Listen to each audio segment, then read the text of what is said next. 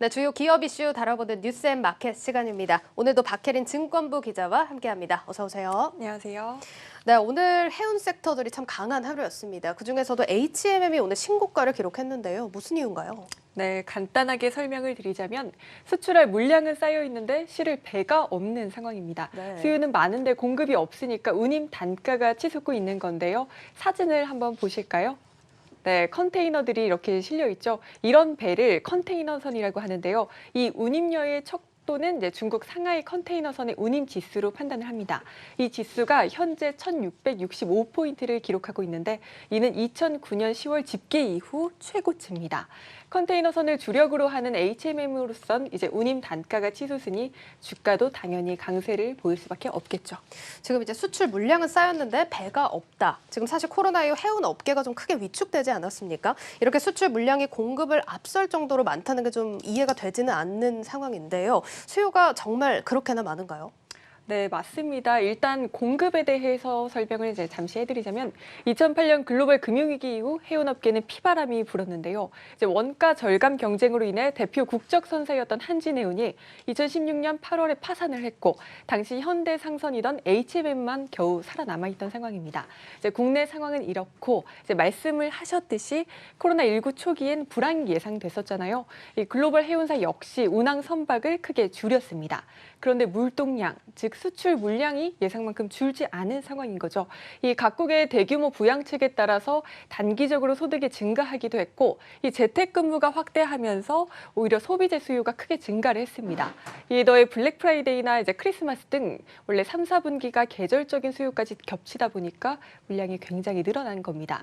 네. 이 컨테이너를 실을 선박이 부족해지면서 운임이 치솟았고 지금은 웃돈을 주고도 배를 잡지 못해 이 화주들이 발만 동동 구르는 상태라고 하는데요.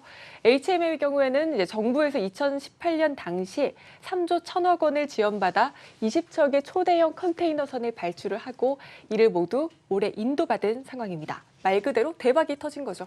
일단 물동량이 예상보다 크게 줄지 않은 상황에서 HMM이 또 시기적으로 호재를 받아가는 것 같습니다. 그렇지만 사실 이미 또 주가가 많이 올라 있는데요. 향후 전망은 지금 어떻게 나오고 있나요? 네, 증권업계는 이제 이 같은 상황이 최소한 내년 상반기까지는 안정적으로 버텨주고 길게는 2022년 3분기까지 이어질 것이라고 내다보고 있습니다.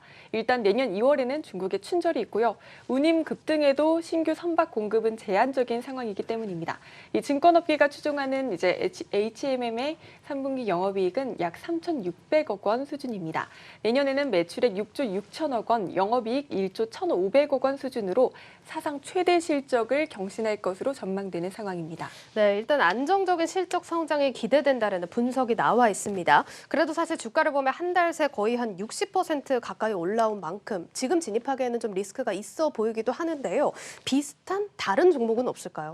비슷한 다른 종목이라고 하시면 굉장히 이제 질문이 어려운데요. 네. 펜오션이라는 기업이 있기는 합니다. 사진 한번 다시 보실까요?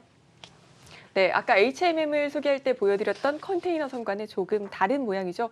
이런 배는 벌크선이라고 하는데요. 이 벌크선을 통해서는 철광석이나 석탄, 곡물 등을 주로 실어 나릅니다. 최근에 중국을 중심으로 경기 개선세가 전망되면서 이 벌크 화물의 수요 회복도 예상되는 상황입니다.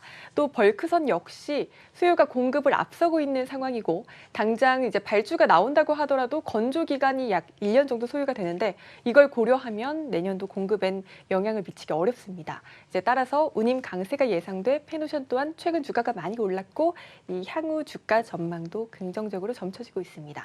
네, 들어보니까 해운업계에서는 지금 계속 물류 대란인 상태 같은데요. 그렇다면 항공으로 운임을 전환하는 건 어떨까요? 항공업계도 지금 좀 어려운 상황이잖아요. 네, 일단 비행기로 실어 나를 수 있는 제품이 한정돼 있고요. 네. 화물을 실을 수 있는 비행기 또한 제한돼 있는 상황입니다.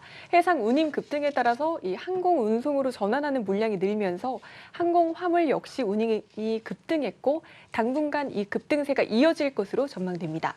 여기에 내년 코로나19 백신 관련 수송 수요가 더해지면 운임은 더욱 가파르게 오를 것으로 전망됩니다. 지금 이제 화물을 실을 수 있는 비행기도 제한된 상태다라고 이야기를 해주셨는데 이 부분 조금 더 자세하게 들어볼까요? 네, 유휴 여객기를 활용한 화물 수송이 이제 말처럼 쉬운 상황은 아닙니다. 기존에 화물 수송을 하지 않던 여객기를 이 화물기로 개조하는 것도 쉽지 않고 노선 자체도 새로 뚫어야 하기 때문인데요.